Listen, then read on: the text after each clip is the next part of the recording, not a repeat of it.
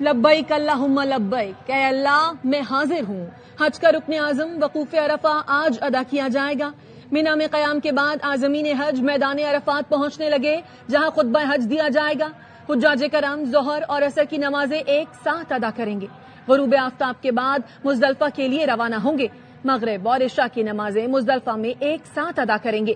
حجاج رات مزدلفہ میں کھلے آسمان تلے گزاریں گے اور رمی کے لیے کنکریاں چنیں گے۔ حاجی فجر کے بعد رمی کے لیے جمرات جائیں گے۔ بڑے شیطان کو کنکریاں مارنے کے بعد قربانی کریں گے، سر منڈوائیں گے اور احرام کھول دیں گے۔ Today we are like two souls and one heart. Our hearts beat together. China in terms of economic power is second to none. China in terms of military power is at par with the most powerful nation in this world. پاک چین دوستی کی جڑیں بہت گہری ہیں۔ آج ہم یکجان دو قالب ہیں۔ وزیر اعظم شہباز شریف کا پاکستان اور چین کے سفارتی تعلقات کے 75 سال مکمل ہونے پر تقریب سے خطاب۔ کہا، معاشی اور عسکری میدان میں چین کا کوئی مقابلہ نہیں۔ اس کے باوجود صدر شی جن پنگ تنازعات کے حل کے لیے مذاکرات پر یقین رکھتے ہیں۔ شہباز شریف نے پاک چین ایگریکلچر تعاون پر ورکشاپ سے خطاب میں کہا، آہنی دوستی کو زراعت، صنعت، تحقیق و ترقی اور دیگر اسٹریٹجک شعبوں میں انقلاب میں تبدیل کریں گے۔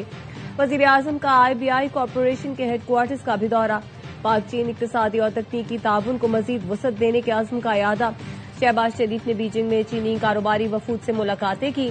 وزیر اعظم چین کا 4 روزہ دورہ مکمل کر کے وطن واپس روانہ۔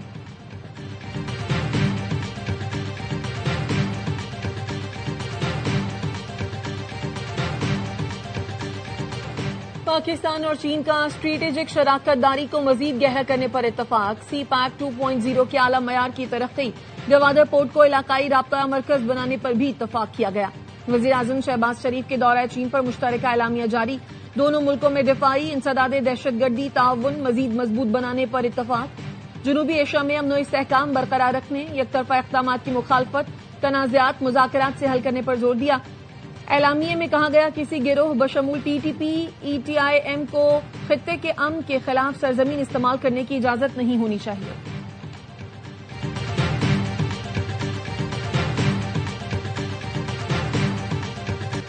پاکستان کے ثالث کردار کی عالمی سطح پر پذیرائی۔ TRT کا کہنا ہے، امریکہ ایران کشیدگی کے دوران پاکستان قابل اعتماد ثالث کے طور پر سامنے آیا۔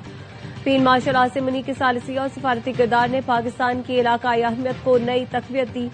فیلڈ مارشل عاصم منیع حقیقت پسند اور نتائج پر مبنی سفارتی انداز رکھنے والی شخصیت کے طور پر سامنے آئے۔ ان کی سفارتکاری تشہیر کے بجائے خاموش روابط اور بیک چینل ڈپلومیسی پر مبنی ہے۔ مشکل حالات میں بھی امریکہ ایران کے درمیان روابط کا سلسلہ برقرار رکھا۔ پاک بھارت کشیدگی کے بعد فیلڈ مارشل عاصم منیع کی عسکری اور سفارتی ساکھ مزید مضبوط ہوئی۔ پاک سعودی دفاعی معاہدے نے پاکستان کے علاقائی ساکھ کو مضبوط کیا۔ فیلڈ مارشل عاصم منیع نے پاکستان کی مغربی سرحدوں پر دہشت گردی کے خلاف سخت موقف اپنایا۔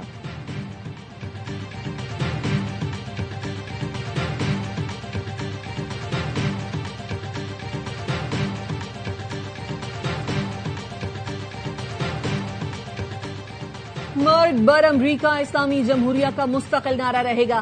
ایران کے سپریم لیڈر مجتبی خامنہئی کا سوشل میڈیا پر پیغام۔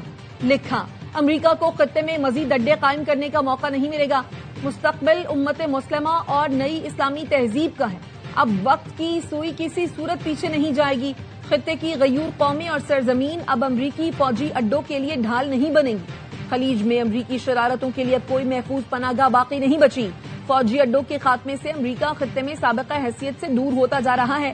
دشمن ایران کو ہتھیار ڈالنے پر مجبور کرنے کے ہدف میں ناکام رہا ہے۔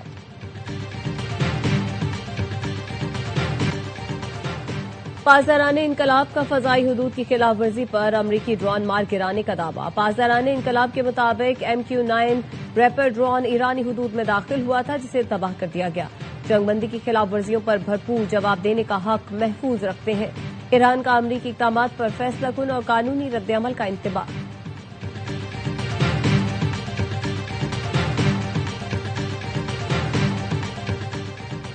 امریکی فوج کا جنوبی ایران پر فضائی حملہ۔ ترجمان سینٹ کام نے حملے کی تصدیق کر دی۔ ترجمان سینٹ کام نے بتایا، ایرانی میزائل لانچنگ سائٹس اور مائنز بچھانے والی کشتیاں نشانہ تھی۔ امریکی فوجیوں کو ایرانی خطرات سے بچانے کے لیے دفاع میں حملے کیے۔ ترجمان کا مزید کہنا تھا امریکی سینٹرل کمانڈ جنگ بندی کے دوران تحمل کے ساتھ دفاع کر رہی ہے۔ ایرانی میڈیا نے بندر عباس پر 3 حملوں کی تصدیق کر دی۔ ایرانی میڈیا کے مطابق صوبہ ہرمزگان کا فضائی دفاعی سسٹم بھی فعال کر دیا گیا۔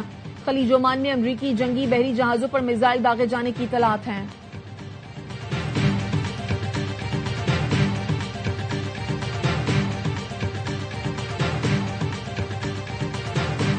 I think our position is well stated. The President had a very important, I think, historic call just a couple days ago with a number of leaders from the region. I think there's strong alignment and agreement on what a preliminary draft should look like. It's going to take a couple days to settle on even down to the disagreements over a word. Iran کے ساتھ معاہدہ اب بھی ممکن ہے۔ امریکی وزیر خارجہ مارکو روبیو کہتے ہیں قطر میں مذاکرات ہوئے ہیں، دیکھنا ہوگا کوئی پیش رفت ہو سکتی ہے یا نہیں۔ صدر ٹرمپ نے اس کام کو انجام دینے کی خواہش ظاہر کی ہے، یا تو وہ ایک اچھا معاہدہ حاصل کریں گے یا کوئی معاہدہ نہیں کریں گے۔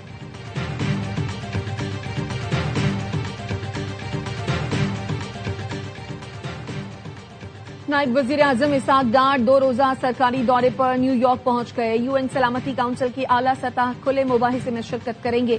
ترجمان دفتر خارجہ کا کہنا ہے مباحثے کا موضوع عالمی امن و سلامتی UN کے چارٹر کے اصولوں کا تحفظ ہے۔ اسحاق ڈار مختلف ملکوں کے ہم منصب اور اقوام متحدہ کے اعلیٰ حکام سے ملاقاتیں کریں گے۔ امریکی صدر کا پاکستان سمیت تمام مسلم ملکوں سے اسرائیل کو تسلیم کرنے کا مطالبہ۔ کہا تمام مسلم ملکوں کے لیے ابراہم معاہدے پر دستخط کرنا لازمی ہے۔ سعودی عرب اور قطر کو دستخط میں پہل کرنی چاہیے۔ 1 یا 2 ملکوں کے دستخط نہ کرنے کی وجہ قبول کروں گا۔ زیر بحث ملکوں میں سعودی عرب، قطر، پاکستان، ترکی، مصر اور اردن شامل ہیں۔ UAE اور بحرین پہلے ہی ابراہم معاہدے پر دستخط کر چکے۔ ایران جنگ بندی معاہدے کرے تو اسے ابراہم معاہدے کا حصہ بنانا میرے لیے اعزاز ہوگا۔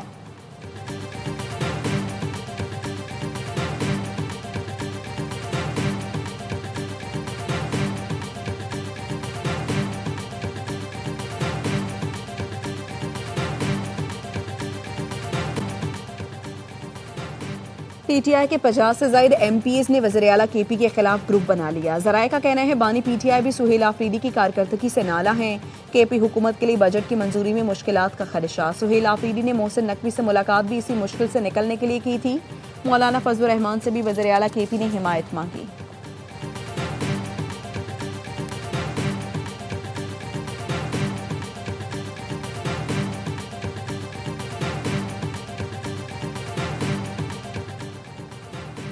ملک قومی حکومت کی طرف بڑھ رہا ہے۔ بجٹ کے بعد اس میں تیزی آئے گی۔ آنے والے دنوں میں گرینڈ اپوزیشن الائنس کانفرنس بلانے جا رہے ہیں۔ مولانا فضل الرحمان PTI اور پیر پگارا کو بھی بلائیں گے۔ قومی مذاکراتی کمیٹی کے سربراہ فواد چودھری کی AY نیوز سے گفتگو۔ کہا امید ہے وزیر اعظم اور اپوزیشن لیڈر کی جلد ملاقات ہو جائے گی۔ ہمیں ہر وہ کوشش کرنی چاہیے جس سے سیاسی درجہ حرارت میں کمی آئے۔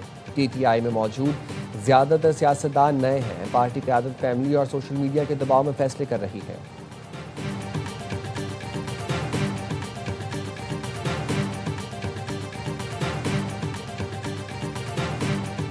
عید قربہ میں صرف 1 روز باقی۔ قصور کے شہری مہنگائی کے باعث بکرے اور دمبے پر گائے کو ترجیح دینے لگے۔ کوئٹہ اور پشاور کی مویشی منڈیوں میں بھی بھاؤ تاؤ جاری۔ اسکردو کی مویشی منڈی میں فروغ کے لیے دستیاب ہے۔ گھر پر لائے گئے جانوروں کی خاطر مدارت کا سلسلہ جاری۔ پاکستان سمیت دنیا بھر میں بوہری برادری آج عید الاضحیٰ منا رہی ہے۔ کراچی میں مرکزی اجتماع طاہری مسجد میں ہوا۔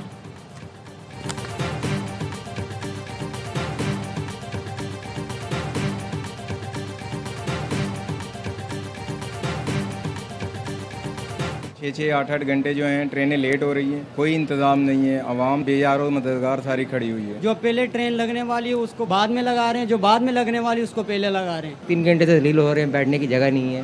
ان کو بیٹھنے کی سیٹنگ تو ہونا، کیونکہ عوام بہت زیادہ ہے، کوئی سسٹم ہی نہیں ہے۔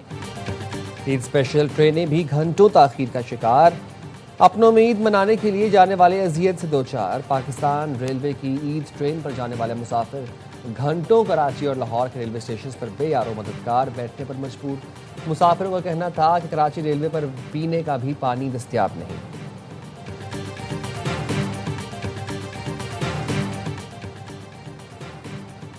آئندہ بجٹ میں حکومت کی آئل مارکیٹنگ کمپنیوں سے 72 ارب روپے ون فال منافع واپس لینے کی تیاری. وزارت خزانہ ذرائع کے مطابق آئندہ مالی سال میں آئل مارکیٹنگ کمپنیوں سے ون فال گین ٹیکس وصول کیا جا سکتا ہے. آئل مارکیٹنگ کمپنیوں نے خطے کی کشیدگی کے دوران پیٹرولیم مصنوعات پر منافع کمایا. رقم واپس لے کر پیٹرولیم سبسڈی بجلی نرخوں میں ریلیف اور مالی خسارہ کم کرنے کے لیے استعمال کی جا سکتی ہے. او ایم سیز کے 72 ارب روپے کے غیر معمولی منافع کو قانونی اور مالیاتی طریقے سے واپس کیا جا سکتا ہے.